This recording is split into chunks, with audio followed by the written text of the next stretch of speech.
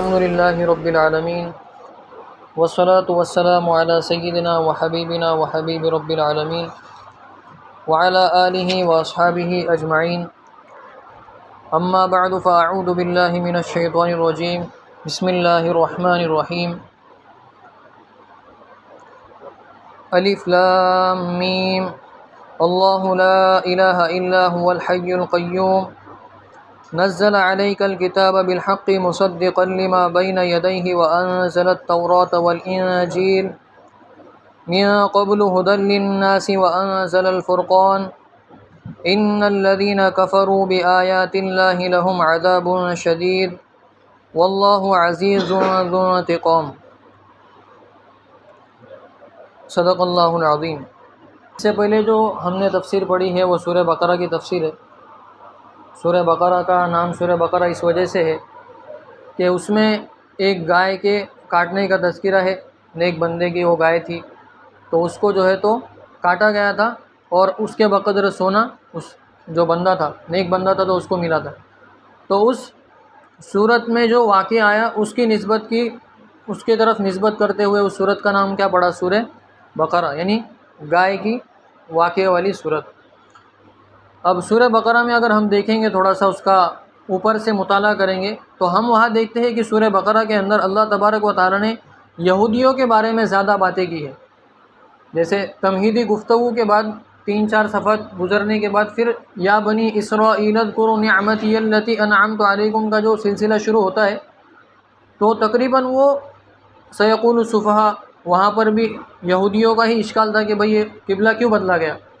تو یہ تقریباً یہ جو سورہ بقرہ ہے تو اس میں یہودیوں کی طرف اللہ تبارک و تعالیٰ نے زیادہ گفتگو کی ہے. ان کے جو سوالات ہیں اس کے جوابات دیے ہیں اور ان کے جو خیالات تھے ان کی درستگی کی ہے.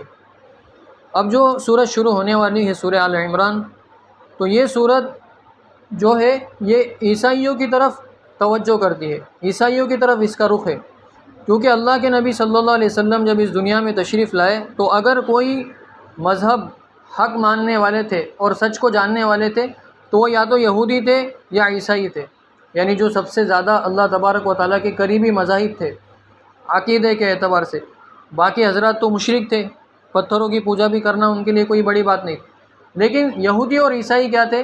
وہ دین کے اعتبار سے کسی نہ کسی طور پر صحیح تھے. تو اب یہ جو دوسری صورت ہے تو اس میں زیادہ تر اللہ تبارک و تعالیٰ عیسائیوں کے جو سوالات تھے، عیسائیوں کے جو اشکالات تھے اور عیسائیوں کا جو عقیدہ ہے ان کے بارے میں بات کرتے ہیں. اب واقعہ یہ ہوا تھا کہ اللہ کے نبی صلی اللہ علیہ وسلم جب مکہ سے ہجرت کر کے مدینہ گئے تو وہاں پر خیبر وغیرہ کے علاقوں میں یہودی آباد تھے. تو ان کا تو روزانہ کا معاملہ تھا، کوئی نہ کوئی چیز اشکال کے طور پہ پیش کرتے، اللہ کے نبی صلی اللہ علیہ وسلم اس کے جوابات دیتے. عیسائی زیادہ وہاں پر نہیں تھے. لیکن عرب میں ایک علاقہ ہے نجران نام کا، تو وہاں پر عیسائی بہت زیادہ تعداد میں رہتے تھے. تو وہ اللہ کے نبی صلی اللہ علیہ وسلم کے پاس ایک مرتبہ وفد لے کر آئے، ایک جماعت کی شکل میں آئے اور بہت سارے اعتراضات انہوں نے پیش کیے. جیسے یہودیوں کا کہنا تھا کہ بھائی حضرت موسیٰ علیہ السلام حق ہے، تم حق نہیں ہے.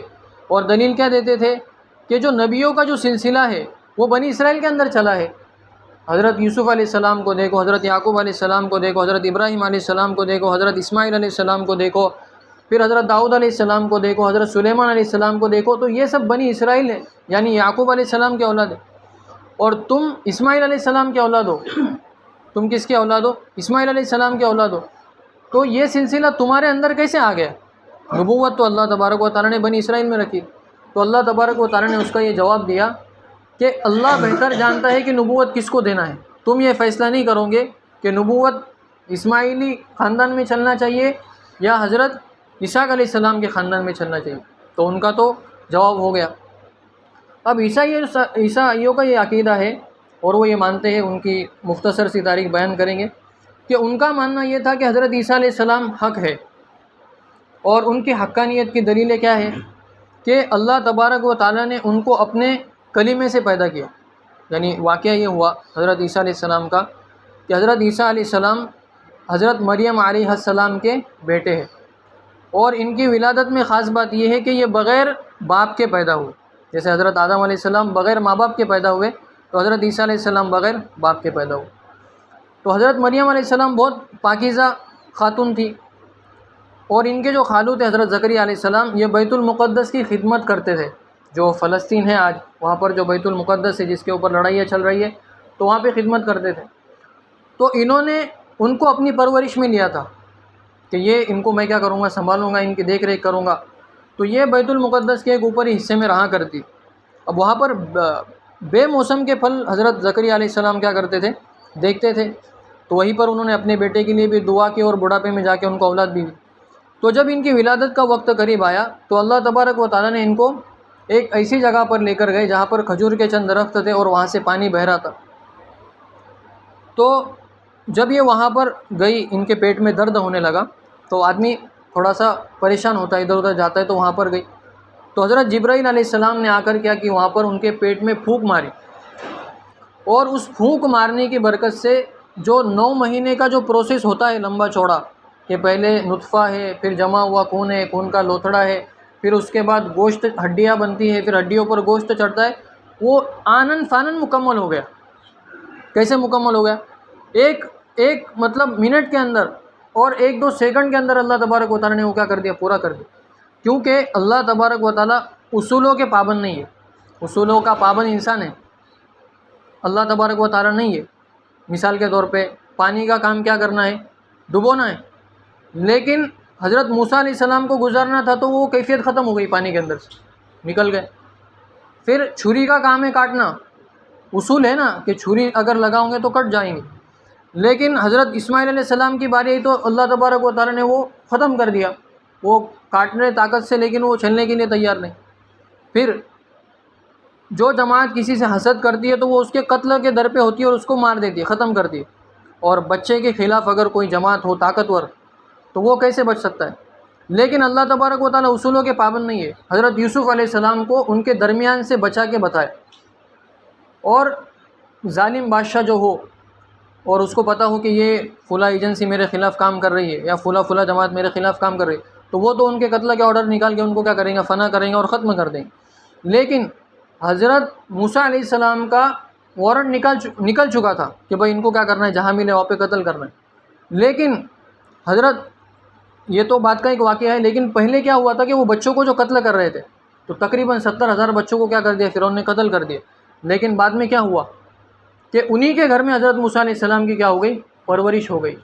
تو اللہ تبارک و تعالیٰ اصولوں کے پابند نہیں ہے، تو یہ کیا ہو گئی، پیدائش ہو گئی. اب حضرت مریم علیہ السلام حضرت عیسیٰ علیہ السلام کو لے کر قوم کے پاس آئی اور ان کو کہا گیا تھا کہ آپ بات نہ کریں، یہ بچہ بات کرے گا. تو جب ان پر اشکالات ہونے لگے کہ ماں کان ابوک امرأ سوء وما کانت امک بغیہ، کہ تمہارے باپ دادا تو ایسے نہیں تھے اور تمہاری جو والدہ ہے وہ بری نہیں تھی، یعنی اس کا مطلب یہ کہ تم نے کچھ غلط کام کیا اور اس سے یہ بچہ پیدا ہوا. تو انہوں نے تو کچھ نہیں کیا جیسا ان کو کہا گیا تھا. تو حضرت عیسیٰ علیہ السلام کہنے لگ گئے، قال انی عبد اللہ، میں اللہ کا بندہ ہوں. آتانی الکتاب، اللہ تبارک و تعالیٰ نے مجھ کو کتاب دی ہے. وجعلنی نبیہ، اور مجھ کو نبی بنائے. تو یہ بچپن کی جو گفتگو تھی ان کی، تو وہ تو ہکے بکے رہ گئے، پریشان ہو گئے کہ بھائی یار یہ بچہ گفتگو کیسے کر رہا ہے، اتنا چھوٹا ہے. تو وہ وہاں پر یہ سمجھے کہ بھائی یہ اللہ تبارک و تعالیٰ کے بیٹے ہیں، بغیر باپ کے اگر یہ پیدا ہوئے ہیں. پہلے تو اشکال کر رہے تھے کہ بھائی غلط کام سے پیدا ہوئے، لیکن جب خود انہوں نے اپنی صفائی پیش کی تو وہ کیا کہنے لگے کہ تم اللہ کے بیٹے ہو، یعنی اللہ تبارک و تعالیٰ کیا ہو گئے، اللہ نے اپنی روح نکال کے تمہارے اندر ڈال دی. یہ انہوں نے کیا کر لیا، سمجھ لیا. تو عیسائیوں میں کیا ہوا کہ ایک عقیدہ تو یہ تھا کہ اللہ تبارک و تعالیٰ کے کیا ہے، بیٹے ہیں. دوسرا ان کا عقیدہ یہ تھا ان اللہ ثالث ثلاثہ، کہ وہ کہتے تھے کہ اللہ تبارک و تعالیٰ 3 ہے. کتنے اللہ تبارک و تعالیٰ ہے، 3 ہے. سب سے پہلے تو اللہ تبارک و تعالیٰ ہے، دوسرے حضرت عیسیٰ علیہ السلام ہے، اور تیسرے حضرت جبرائیل علیہ السلام ہے، جنہوں نے کیا کر دی، ان کے اندر روح پھونک دی. کیونکہ ان کا بھی ایک بڑا کمال، وہ سمجھتے تھے کہ انہوں نے روح پھونکی تو اس سے کیا ہوا، پیدائش ہوئی. تو اب یہ وہ چیزیں سمجھتے تھے، مانتے تھے، اور یہی چیزیں لے کے اللہ کے نبی صلی اللہ علیہ وسلم کی خدمت میں آئے. اب اللہ کے نبی صلی اللہ علیہ وسلم نے یہاں پر سوالات ذکر نہیں ہے، کیونکہ اگر سوالات اگر ذکر کیے جائے تو وہ بات کیا ہوں گی، لمبی ہوں گی. تو اللہ تبارک و تعالیٰ نے ان کے سوالات کو ذکر نہیں کیا، بلکہ جو جوابات ہیں اللہ تبارک و تعالیٰ نے وہ جوابات اس صورت کے اندر دیے ہیں. تو یہ جو صورت ہے اس کا نام آل عمران ہے، یعنی عمران کے جو خاندان والے ہیں ان کے بارے میں اس صورت کے اندر کیا ہوں گی، بات ہوں گی. اب ان کا تذکرہ آیت نمبر 33 سے لے کے 37 کے اندر اللہ تبارک و تعالیٰ نے کیا ہے یہ صورت کی، اور اس صورت میں پوری آیتیں کتنی ہیں 200، اور رکوع کتنے ہیں 20 رکوع ہے۔ جیسے سورہ بقرہ کے اندر 286 آیتیں ہیں اور 40 رکوع ہے، تو اس میں کتنے آیتیں ہیں 200، اور رکوع کتنے ہیں 20۔ تو سب سے پہلے اللہ تبارک و تعالیٰ فرماتے ہیں الف لام میم۔ اب یہ حروف مقطعات میں سے ہے، اس کے معنی کسی کو بھی نہیں معلوم، اور اس کی تحقیق کے اندر بھی نہیں پڑھنا چاہیے، آگے وہ بھی چیز آ رہی۔ بعض لوگ الف لام میم سے کہتے ہیں الف سے اللہ مراد ہے، لام سے جبرائیل علیہ السلام مراد ہے، اور میم سے محمد صلی اللہ علیہ وسلم مراد ہے، تو یہ کنیکشن بتانے کے لیے الف لام میم ذکر کیا گیا۔ حضرت ابو بکر نے یہ کہا کہ اس کی جو حقیقت ہے وہ اللہ تبارک و تعالیٰ کو ہی پتہ ہے، تو ہم کیسے ان سے آگے بڑھ کے یہ تحقیق لا سکتے کہ بھئی یہ کیا ہے، اس طریقے سے اس کے معنی بنتے ہیں، اور اس کی توہ میں اور حقیقت جاننے میں بھی نہیں پڑھنا چاہیے۔ بڑے بڑے مفسرین آپ دیکھیں گے کہ یہ جب لکھا جاتا ہے الف لام میم تو اس کے نیچے الف لام میم ہی لکھتے ہیں اور بات ختم کر دیتے۔ پھر آگے اللہ تبارک و تعالیٰ فرماتے ہیں اللہ، اب اس کا مطلب یہ بھی نہیں ہے کہ یہ بس بے معنی چیز ہے، کیا یہ کوئی ایسی ہی بے معنی چیز ہے کہ کیوں لکھا گیا اس کو، اگر اس کا کچھ سمجھنا ہی نہیں ہے، اس کا کچھ مطلب ہی نہیں ہے۔ تو اللہ تبارک و تعالیٰ انسان کو یہ بتانا چاہتے ہیں کہ تمہاری سوچ سے وہ اوپر کی چیز ہے، اور یہ میرے اور میرے نبی کے درمیان راز کی بات ہے، اس لیے اس کو آپ جاننے کی کوشش نہ کریں، یہ جو راز ہے وہ راز ہی ہے۔ اللہ لا الہ الا هو الحی القیوم، اللہ وہ ہے کہ اس کے سوا کوئی معبود نہیں، الحی وہ زندہ ہے، وہ کیا ہے زندہ ہے۔ اب عیسائیوں کا تو یہ عقیدہ ہے کہ حضرت عیسیٰ علیہ السلام کو کیا کر دی گئی ہے، سولی دی گئی ہے۔ وہ کہتے ہیں نا کہ انا قتلنا المسیح ابن مریم، کہ ہم نے جو مریم علیہ السلام کے بیٹے ہیں ان کو قتل کر دیا، اور ہم نے ان کو سولی دی، اور ہم نے ان کو قتل کیا اور ان کو کیا کر دی، سولی دی۔ اللہ تبارک و تعالیٰ نے اس کی تردید آگے کی ہے، آگے کی جو آیت ہے اس کے اندر، آگے کی صورت میں وما قتلوه وما صلبوه ولكن شبه لهم، کہ نہ انہوں نے حضرت عیسیٰ علیہ السلام کو قتل کیا ہے اور نہ ان کو سولی دی گئی ہے، بلکہ اللہ تبارک و تعالیٰ نے ان کو متشابہ چیز میں ڈال دیا، یعنی مشابہ چیز کے اندر ڈال دیا۔ واقعہ یہ ہوا کہ جو بندہ پکڑنے کے لیے ان کو گیا تھا تو اللہ تبارک و تعالیٰ نے حضرت عیسیٰ علیہ السلام کو اٹھا لیا، بر رفعہ اللہ الیہ، کہ اللہ نے ان کو اوپر اٹھا لیا، اور جو بندہ تھا وہاں پر ان کو پکڑنے کے لیے تو اس کو ہی کیا کر دیا، اس حضرت عیسیٰ علیہ السلام کا ہم شکل بنا دیا۔ اب وہ جب داخل ہوئے تو دو بندے داخل ہوئے، ایک ہی بندہ ان کو نظر آ رہا ہے، وہاں سے ان کو سیکھنا چاہیے تھا ایک بندہ کہاں گیا، لیکن وہ اس کا انکار کر رہے ہیں۔ سوچنے کی بات ہے نا، دو بندے اگر کسی جگہ داخل اور ایک ہی نکلے تو ایک کہاں گیا وہ، تو لیکن ان کو وہ مشابہت لگ گئی کہ یہی عیسیٰ علیہ السلام، تو انہوں نے وہاں پر ان کو لے جایا باہر قوم نے، اور ان کو کیا کر دی، سولی پہ لٹکایا۔ اب وہ بندہ کہے کہ میں عیسیٰ نہیں ہوں، میں عیسیٰ نہیں ہوں، لیکن وہ کیا کہے کہ آپ ہی عیسیٰ ہے۔ اچھا، ان کا عقیدہ اور ماننا یہ ہے کہ حضرت عیسیٰ علیہ السلام ہماری طرف سے، پورے عیسائیوں کی طرف سے اس بات کے لیے قتل ہوئے ہیں کہ اللہ تبارک و تعالیٰ نے ان کے قتل کی برکت سے ہمارے تمام گناہ معاف کر دی، اگلے بھی اور پچھلے بھی۔ یعنی ہم اگر فیوچر میں بھی کچھ کرتے ہیں، آج بھی عیسائیوں کا عقیدہ کیا ہے کہ حضرت عیسیٰ علیہ السلام اپنی طرف سے سب کیا کر کے گئے، معافی اور تلافی ہو گئی، یعنی کفارہ ہو گیا ہمارا۔ اسی لیے کرسمس جو مناتے ہیں وہ، تو ان کا عقیدہ یہی ہے کہ بھائی عیسیٰ علیہ السلام کو خراج تحسین پیش کرو، کس بات پر، کہ انہوں نے ہمارے گناہوں کی کیا کر دی ہے، معافی کر دی ہے۔ تو یہ جو حی کا لفظ استعمال کیا گیا کہ اللہ تبارک و تعالیٰ کے سوا کوئی معبود نہیں، وہ زندہ ہے، تو عیسائیوں کا تو عقیدہ یہ ہے کہ ہم نے ان کو سولی دی، تو اب جس بندے کو سولی دی گئی وہ تو مر گیا، تو مرنے والا خدا کیسے ہو سکتا ہے؟ جو خود مر جائے وہ خدا کیسے ہو سکتا ہے؟ حالانکہ اگر ہمارے یعنی اسلامی اعتبار سے اگر دیکھیں تو حضرت عیسیٰ علیہ السلام کو آسمانوں پہ اٹھایا گیا ہے، اور ان کو قرب قیامت میں اللہ تبارک و تعالیٰ دمشق کی جامع مسجد کے جو سیڑھیاں ہیں وہاں سے کیا کریں گے، وہ اتریں گے اور دجال کا مقابلہ کر کے اس کو ختم کریں گے، پوری دنیا میں امن و امان قائم ہوگا۔ تو ان کا جواب دیا جا رہا ہے کہ تم اگر یہ مانتے ہو کہ ان کو ہم نے قتل کیا، تو اللہ تبارک و تعالیٰ کو کیسے قتل کیا جا سکتا ہے، اور جو مر جائے وہ خدا کیسے ہو سکتا ہے؟ اگر وہ مر گیا تو پھر اس کے مخلوق کو کون سنبھالے گا؟ پھر آگے کہا گیا القیوم، کہ وہ کیا ہے، تھامنے والا ہے، یعنی پوری دنیا کو اللہ تبارک و تعالیٰ کیا کرنے والا ہے، تھامنے والا ہے۔ اب حضرت عیسیٰ علیہ السلام دیکھو کہ حضرت عیسیٰ علیہ السلام خود اپنے آپ کو نہیں بچا پائے، تو وہ دوسروں کو کیسے سنبھالیں گے؟ اس میں دوسرا جواب ہے۔ پہلا جواب تو یہ دیا کہ بھائی تم نے تم ان کو قتل کرنے والا مانتے ہو تو جس کو مار دیا وہ خدا کیسے ہو سکتا ہے؟ دوسرا جواب یہ ہے کہ حضرت عیسیٰ علیہ السلام کی طاقت اللہ کی طرح نہیں ہے کہ وہ قائم کرے دوسروں کو سنبھالے، تو وہ اگر خود کو نہیں بچا پائے تو تم کیسے یہ سمجھتے ہو کہ وہ تم کو بھی بچائیں گے؟ وہ خود کو نہیں بچا پائے تو تم کو کیسے بچا پائیں گے؟ تو دوسرا جو ان کا عقیدہ تھا کہ وہی ہم کو سنبھال رہے ہیں، وہی ہم کو پال پوس رہے، تو اس کو بھی کیا کر دیا؟ اڑا دیا۔ پھر اللہ تبارک و تعالیٰ نے آگے یہ کہا، نزل علیک الکتاب بالحق مصدقا لما بین یدیہ وانزل التوراۃ والانجیل، کہ اللہ تبارک و تعالیٰ نے کتاب کو نازل کیا ہے حق کے ساتھ، وہ تصدیق کرتی ہے جو اس سے پہلے ہے، اور اللہ تبارک و تعالیٰ نے تورات اور انجیل کو اس سے پہلے نازل کیا، یعنی قرآن کریم سے پہلے کون سی کتابیں تھی ہدایت کے لیے؟ تورات اور انجیل۔ تورات حضرت موسیٰ علیہ السلام پر اور انجیل حضرت عیسیٰ علیہ السلام پر۔ وانزل الفرقان، اور اللہ تبارک و تعالیٰ نے فرقان کو بھی نازل کیا۔ بعض مفسرین کہتے ہیں کہ فرقان کا مطلب قرآن کا ہی دوسرا نام ہے، اور بعض لوگ کہتے ہیں کہ وہ دلیلیں جو نبیوں کو دی گئی، جیسے حضرت صالح علیہ السلام کو اٹھنے کا معجزہ دیا گیا، حضرت موسیٰ علیہ السلام کو ید بیضاء کا یہ معجزہ دیا گیا کہ بغل میں ہاتھ ڈالے اور نکالے تو پورا چمکنے لگ جاتا، اور عصا جو تھا وہ پھینکتے تو صاف بن جاتا، اور جس کام کے لیے استعمال کرتے اس سے وہ کام ہو جاتا۔ تو یہ معجزات مراد ہے فرقان سے۔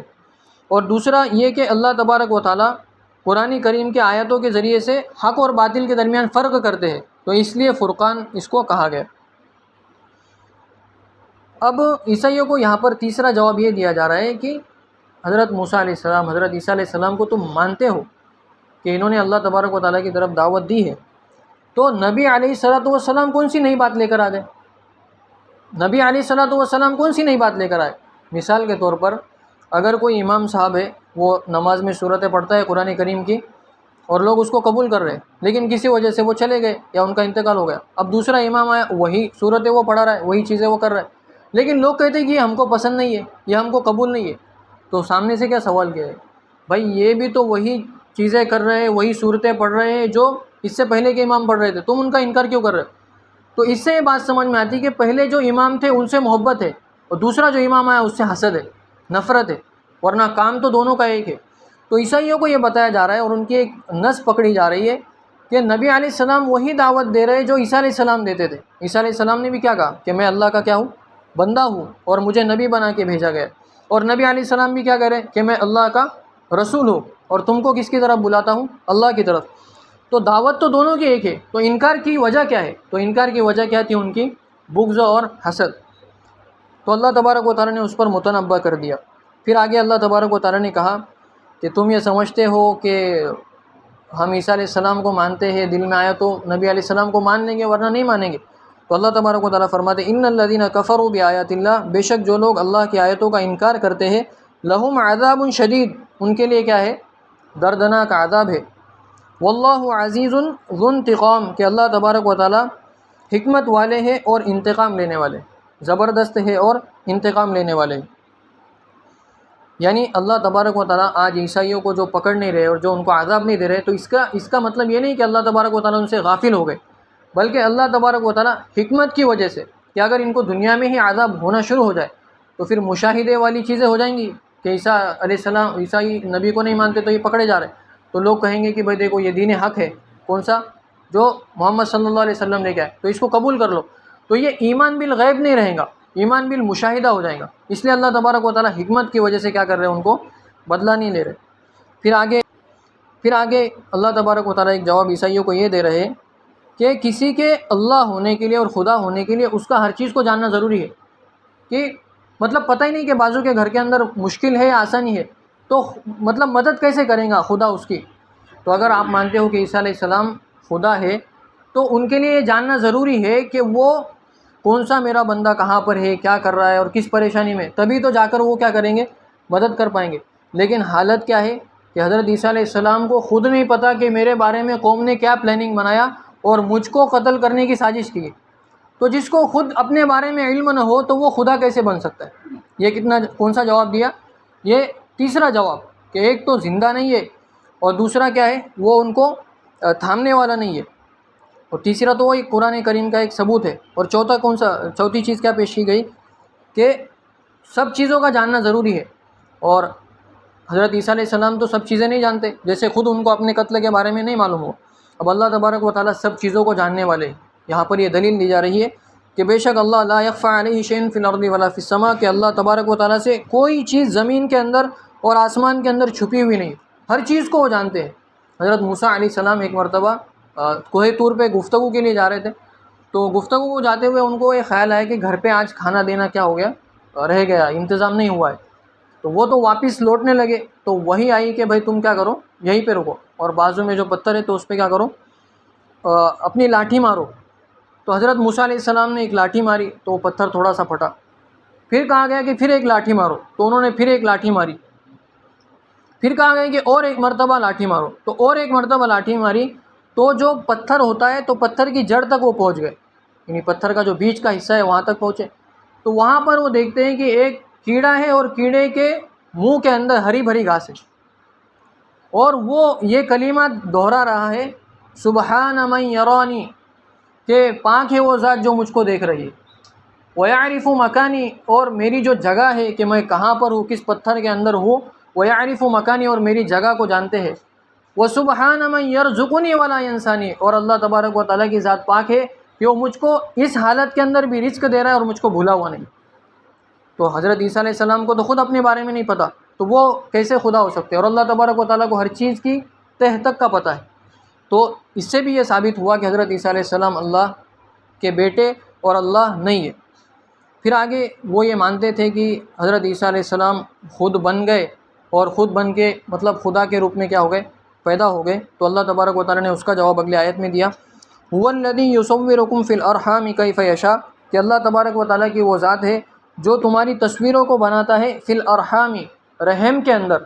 رحم کے اندر کیا ہوتا ہے کہ سب سے پہلے جب نطفہ وہاں پر جاتا ہے تو وہ جو تو اس کو کیا کر لیتا ہے، پورا چمٹ جاتا ہے، اور چمٹنے کے بعد جیسے جیسے وقت گزرتا ہے تو وہ کیا ہوتا ہے، ایک خون کا لوتھڑا بن جاتا ہے، پہلے جمع ہوا خون بن جائے، پھر جمع ہوا خون بننے کے بعد ایک لوتھڑا، گوشت کا لوتھڑا بن جاتا ہے۔ جیسے سورہ المؤمنون کے شروع میں ہے کہ ثم خلقنا النطفة علقة، کہ پھر ہم نطفے کو کیا بناتے ہیں، علقہ، یعنی لٹکا ہوا کیا یہ خون، پھر فخلقنا العلقة مضغة، پھر اس خون کو ہم جمع ہوا لوتھڑا، پھر کیا ہو رہا ہے، فخلقنا العلقة مضغة فخلقنا المضغة عظاما، پھر جو جمع ہوا خون ہے اس کو اللہ تبارک و تعالیٰ ہڈیاں بناتے، ہڈیاں بننا شروع ہوتی، فقسونا العظام لحما، پھر ان ہڈیوں کے اوپر اللہ تبارک و تعالیٰ گوشت لگانا شروع کرتے، فقسونا العظام لحما ثم انشأناه خلقا آخر، پھر جب وہ ہڈیوں پہ گوشت لگ جاتا ہے تو اللہ تبارک و تعالیٰ ایک زندہ انسان مارکیٹ میں لا کے کیا کر دیتے، چھوڑ دیتے، یعنی ایک نئی جان کیا ہوتی ہے، پیدا ہوتی ہے۔ تو وہاں پر کیا ہوتا ہے، تصویر بنتی ہے، اللہ تبارک و تعالیٰ کیا کرتے ہیں، یعنی یہ تو پروسیس ہو رہے، فرشتے کر رہے یا کام ہو رہا ہے، لیکن تصویر اللہ تبارک و تعالیٰ خود بناتے کہ اس کا ڈیزائن کیسا ہوگا۔ اسی لیے آپ دیکھو اللہ تبارک و تعالیٰ کی قدرت کا مظاہرہ کہ حضرت آدم علیہ السلام سے لے کے آج کی دنیا تک لاکھوں کروڑوں اربوں خربوں اور ملین ٹریلین بلین کتنے لوگ آ گئے، لیکن دو انسان آج تک پوری دنیا دکھا نہیں پائی کہ جن کی شکل آپس میں ملتی ہو۔ یہ اللہ تبارک و تعالیٰ کی قدرت ہے۔ تو اللہ تبارک و تعالیٰ وہ ہے جو تمہارے رحموں، ماں کے رحم کے اندر تمہاری صورتیں بناتے، کیف یشاء، جیسے وہ چاہتے۔ تو اس لیے کسی کو کالا اور گورا اور چھوٹا موٹا کہنے کی ایسی جسارت نہیں کرنی چاہیے، کیونکہ اس کو بھی کس نے بنایا ہے، اللہ تبارک و تعالیٰ نے بنایا۔ لا الہ الا هو العزیز الحکیم، اللہ تبارک و تعالیٰ کہ اس کے سوا کوئی معبود نہیں ہے، وہ زبردست ہے اور حکمت والا ہے۔ هو الذی انزل علیک الکتاب منہ آیات محکمات، وہی وہ ذات ہے کہ جس نے نازل کیا کتاب کو، منہ آیات محکمات، اس میں سے بعض آیتیں محکم ہیں۔ محکم آیتوں کا مطلب ہے کہ اصولی آیتیں، اصولوں کا مطلب یہ ہے کہ بھائی جیسے نماز پڑھنا ہے، روزہ رکھنا ہے، زکوٰۃ، یہ اصولی بات ہے، ہر عام و خاص کی یہ بات کیا ہوتی ہے، سمجھ میں آ جاتی۔ ہن ام الکتاب، یہی کتاب کی اصل باتیں ہیں، یعنی اگر کسی چیز پر غور و فکر کرنا ہے اور سوچنا ہے تو ان باتوں پہ غور و فکر کرو۔ جیسے ماں باپ کی خدمت کرنا ہے، یہ کامن سینس کی بات ہے، کسی کو سمجھانے کی ضرورت نہیں کہ بھائی کیسے ہے اور کیا ہے اور کیسا ہے، یہ عام چیز ہے۔ کسی سے اچھی بات کرنا ہے، اچھی بات کرنے کا مطلب ہے کہ زور سے بات نہیں کرنا، چلا کے بات نہیں کرنا، اور تانا دینے والی گفتگو نہیں اختیار کرنا، تو یہ عام باتیں ہیں، تو یہ انسان کی ہر انسان کے سمجھ میں آتی۔ وَأُخَرُ مُتَشَابِهَاتٌ، اور دوسری جو وہ آیتیں ہیں جو متشابہ ہیں۔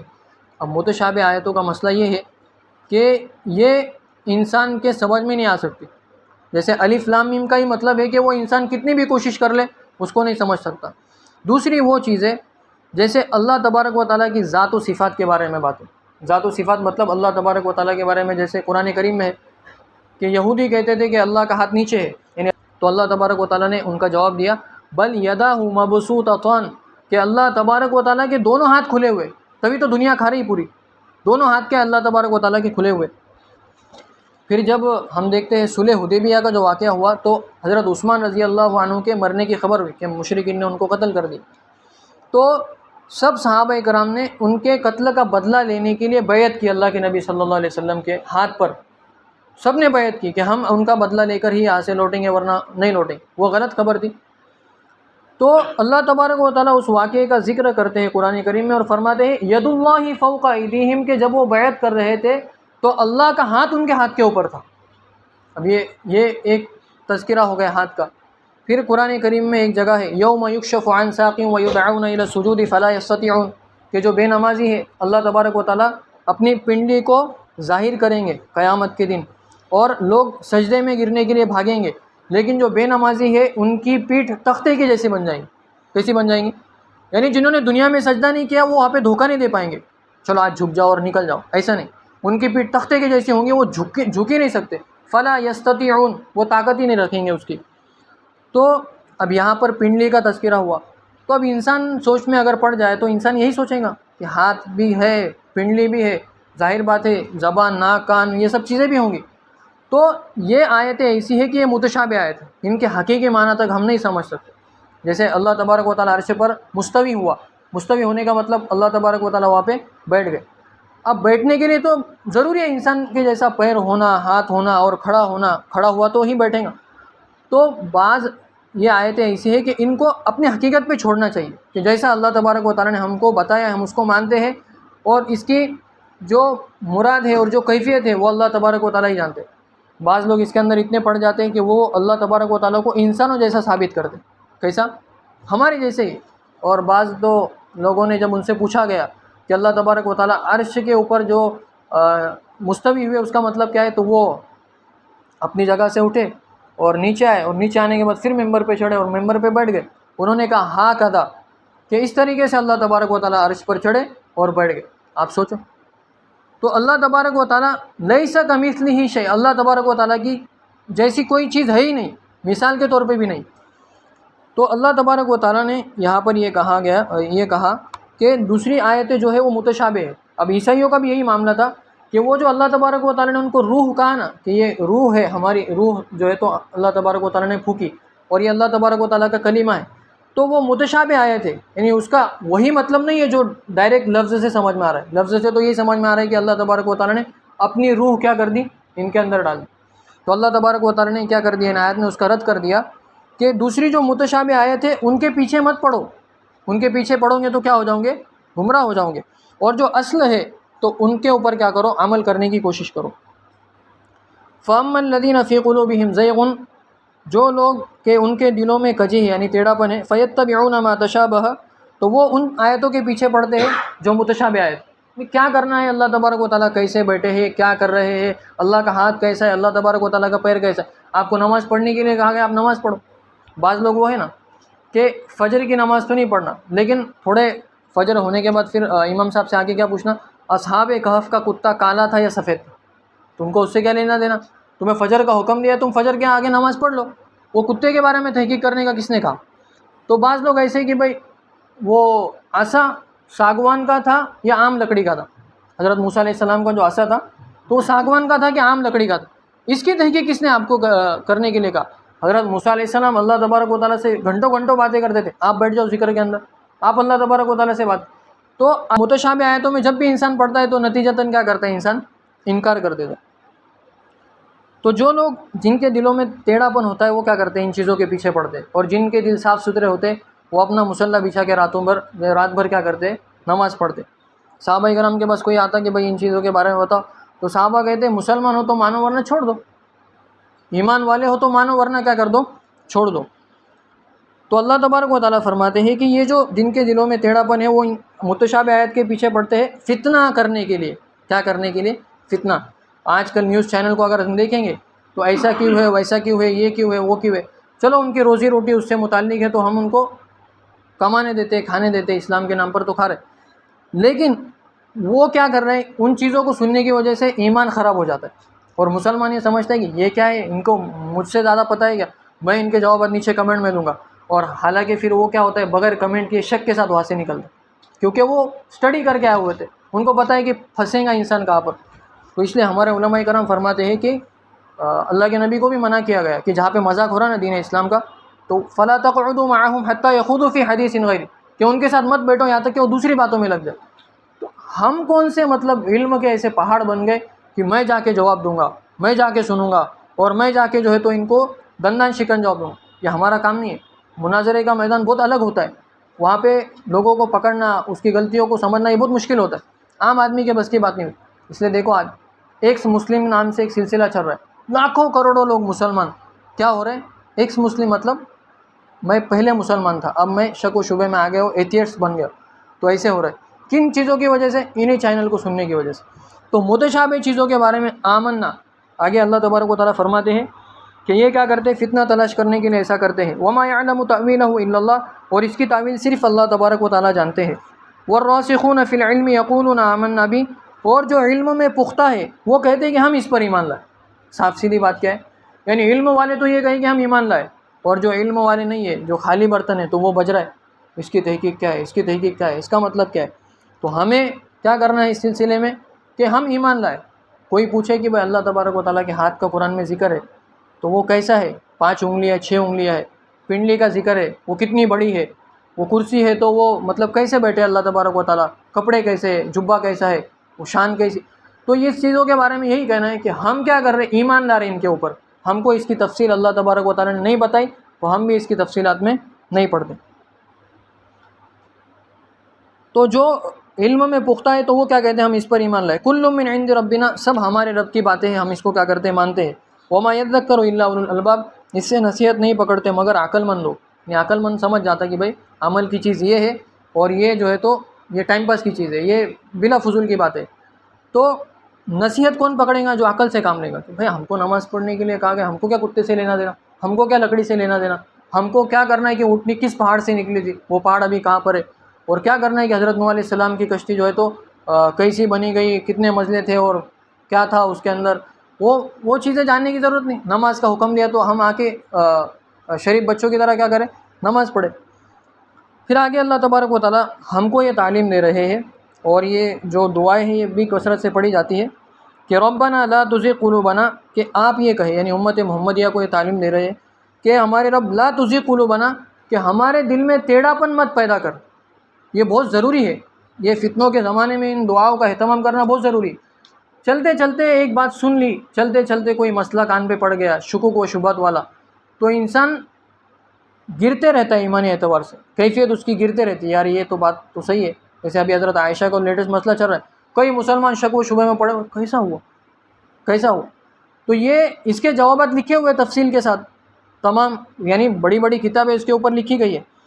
تو ٹیڑھا پن کہیں نہ کہیں آ جاتا ہے کہ جب ہم مانتے نہیں کسی چیز کو اور شک و شبے کی باتیں ہوتی ہے تو ٹیڑھا پن آتا ہے. تو اس کے لیے دعا کرنے کے لیے کہا گیا کہ آپ یہ کہو کہ اے اللہ تبارک و تعالی ہمارے دل میں ٹیڑھا پن نہ پیدا فرما، بعد اذ ہدیتنا، اس بات کے بعد کہ تو نے ہم کو کیا کر دی ہے، ہدایت دی ہے. وہب لنا من لدنک رحمہ، اور ہم کو اپنی طرف سے رحمت عطا فرما. انک انت الوہاب، بے شک آپ بخشنے والے ہیں، یعنی عطا کرنے والے ہیں. پھر آگے وہی چیزیں جو ابتدا میں بیان کی گئی تھی تو صرف انشاءاللہ اس کا ترجمہ کر کے اس کو مکمل کرتے. ربنا، پھر دوسری دعا ہے. اب یہ جو ربنا ہے تو یہ تقریباً 40 ربنا ہے قرآن کے اندر. جیسے ربنا سب سے پہلے ربنا آتنا فی الدنیا حسنہ وفی الآخرۃ حسنۃ وقنا عذاب النار، یہ پھر اس کے بعد ربنا لا تؤاخذنا ان نسینا او اخطانا، وہ تفصیلی ذکر ہے. پھر اس کے بعد ربنا لا تجعلنا فتنة للقوم الظالمین، پھر یہ ہے ربنا لا تزغ قلوبنا ربنا انک جامع الناس لیوم لا ریب فیہ. پھر اولاد کے لیے ربنا هب لنا من ازواجنا وذریاتنا. پھر ظالم کے خلاف مدد مانگنے کے لیے ربنا انصرنا علی القوم الکافرین، یعنی رب انصرنی علی القوم المفسدین، یہ نبیوں کی دعا ہے. تو یہ ربنا اتمم لنا نورنا واغفر لنا انک علی کل شیء قدیر. تو یہ جو دعائیں ہیں تو یہ دعائیں بہت اہم دعائیں ہیں. ان کا کیا کرنا چاہیے؟ اہتمام کرنا چاہیے. اور یہ بہت آسان ہے، یعنی انسان ابھی پڑھیں گا اس کو، ربنا اغفر لنا ذنوبنا، ربنا ظلمنا انفسنا وان لم تغفر لنا وترحمنا لنكونن من الخاسرین. ایک دم آسان دعا ہے. تو ان کو کیا کرنا چاہیے؟ یاد کرنا چاہیے. اور نمازوں کے بعد کیا کرنا چاہیے؟ اس کو پڑھنا چاہیے. نماز کے بعد دعا کا ثبوت کیا ہے؟ اللہ کے نبی صلی اللہ علیہ وسلم سے ملتا ہے. سنت مؤکدہ ہے اگر کسی نماز کے بعد تو دعا تھوڑی سی ہلکی کرنا چاہیے، اور سنت مؤکدہ نہیں ہے تو وہاں پہ کیا کر سکتے؟ لمبی دعائیں کر سکتے. تو ربنا انک جامع الناس لیوم لا ریب فیہ، ہمارے رب بے شک آپ لوگوں کو جمع کرنے والے ہیں ایک دن ایسا کہ جس میں کوئی شک نہیں، یعنی قیامت کے دن. ان اللہ لا یخلف المیعاد، بے شک اللہ تبارک و تعالیٰ اپنے وعدے کے خلاف ورزی نہیں کرتے. ان الذین کفروا لن تغنی عنہم اموالہم ولا اولادہم من اللہ شیئا واولئک هم وقود النار. اب سب سے پہلے تو عیسائیوں نے مقدمہ پیش کیا کہ ہم ان کو اللہ مانتے. جب جوابات ملے تو کیا کر دیا کہ اللہ تبارک و تعالیٰ کی طرف تھوڑا ان کا یقین بڑھ گیا. لیکن بعد میں کیا کہنے لگے کہ آپ کی دعوت چلاؤ، ہم حضرت عیسیٰ علیہ السلام کو مانیں گے. پھر بعد میں جب ان کی دعوت کا بھی انکار ہو گیا کہ میں بھی وہی دعوت لے کے آؤں جو عیسیٰ علیہ السلام لے کے آئے، تو پھر انکار ہی کر دیا ڈائریکٹ. جب دلیلیں سنی تو پہلے تو کہا کہ ہم عیسیٰ علیہ السلام کو مانتے ہیں، آپ اپنا کام کریں. لیکن بعد میں جب اس کا بھی جواب ملا تو بعد میں انکار ہی کر دیا. تو اللہ تبارک و تعالیٰ نے فرمایا بے شک جنہوں نے کفر کیا تو ان کو ان کا مال، ان کا پیسہ اور ان کے اولاد کچھ بھی کام نہیں آئے. وَأُولَئِكَ هُمْ وَقُودُ النَّارِ، اور وہ جہنم کا ایندھن ہے. کائے کا ہے؟ جہنم کا ایندھن ہے. کدأبِ آلِ فرعون، ان کا حال فرعون کے جیسا ہے، یعنی فرعونیوں کا جیسا ہے.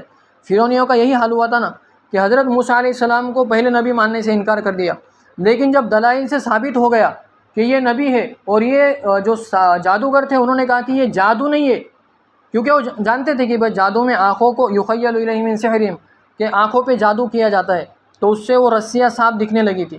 لیکن جادوگروں کو پتہ تھا کہ جادو کیا ہوتا ہے اور حقیقت کیا ہوتی. تو جب ایسا ڈالا گیا تو وہ سمجھ گئے کہ یہ جادو نہیں ہے، یہ حقیقت میں کیا ہے؟ اژدہا ہے. تو ثابت ہونے کے بعد فرعون نے کہا کہ میرے کہنے سے پہلے تم حضرت موسیٰ علیہ السلام کو مان گئے تو تمہارے ہاتھ پیر کاٹوں گا الٹے، یعنی ایک ہاتھ ادھر کا کاٹوں گا اور ایک پیر نیچے کا کاٹوں گا.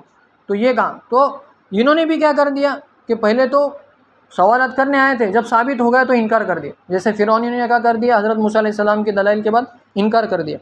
والذین من قبلہم، اور ان سے پہلے کا بھی یہی حال ہے، یعنی ان سے پہلے بھی جو قوم گزرے، جیسے صالح علیہ السلام کی قوم تھی کہ بھائی اونٹنی نکال کے بتاؤ ہم کو، تو اللہ تبارک و تعالیٰ نے حاملہ اونٹنی پہاڑ کے اندر سے نکال کے ان کو بتائی.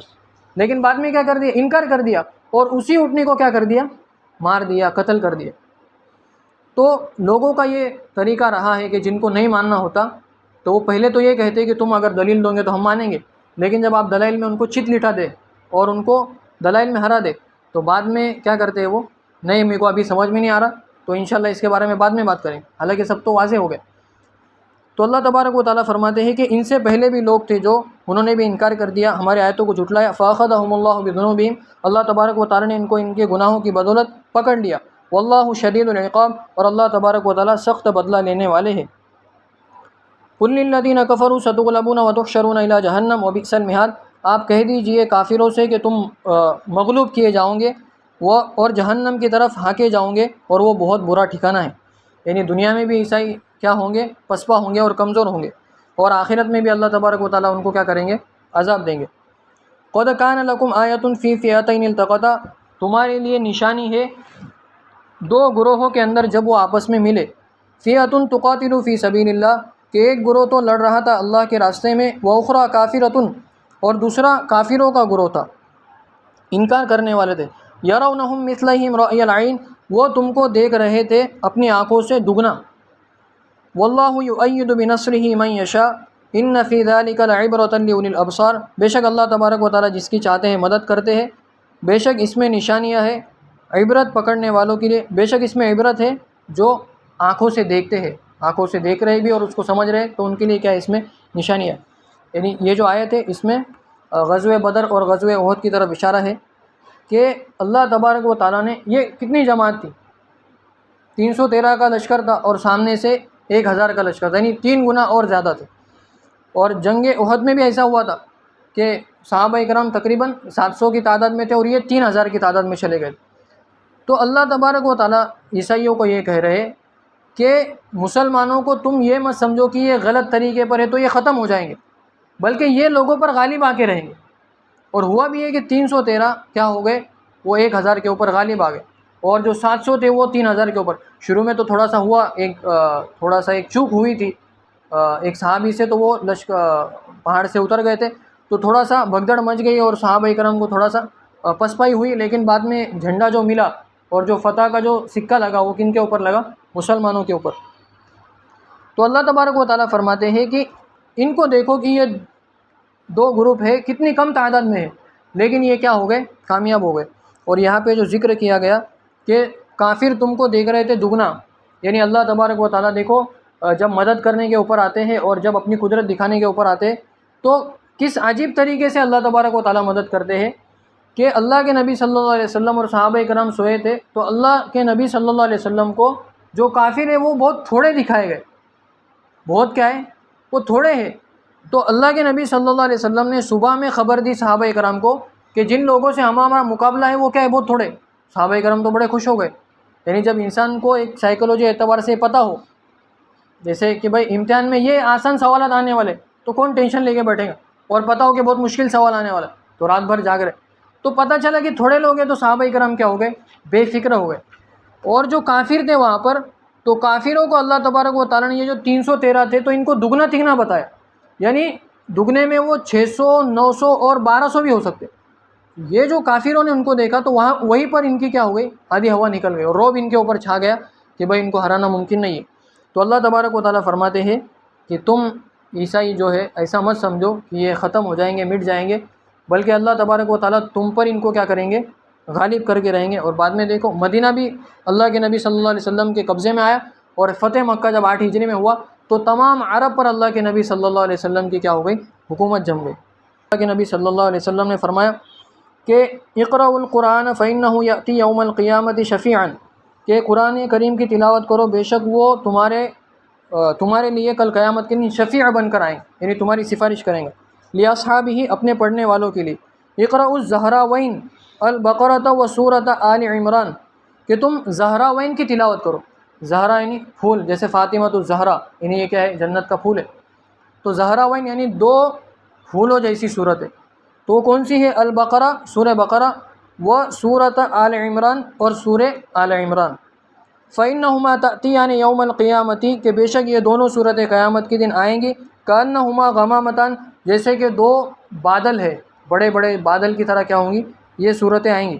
اب بادل کی طرح کیوں آئیں گی؟ کہ وہاں پر پسینے میں لوگ ڈوبے ہوئیں گے اس سورج سوا نیزے پہ، تو جو 2 صورتوں کو پڑھیں گا تو یہ کیا کریں گے؟ ان کے اوپر سایہ کریں گے۔ او کأنہما غیایتان، یا جیسے 2 سایبان ہیں، سایبان مطلب یعنی ایک چھپر ہے، اور چھپر کے جیسا جو پڑھنے والا ہے اس کو اوپر آ کے کیا کریں گے؟ سایہ کریں گے۔ سب جل رہے ہوں گے، سب اپنے اپنے پسینے میں ڈوبے ہوں گے۔ اللہ کے نبی نے فرمایا نا ادھر اشارہ کر کے، کوئی یہاں پر تک ڈوبا ہوگا اور کوئی زیادہ گناہوں کی وجہ سے کیا کر رہا ہوگا؟ اس میں غوطے کھا رہا ہوگا۔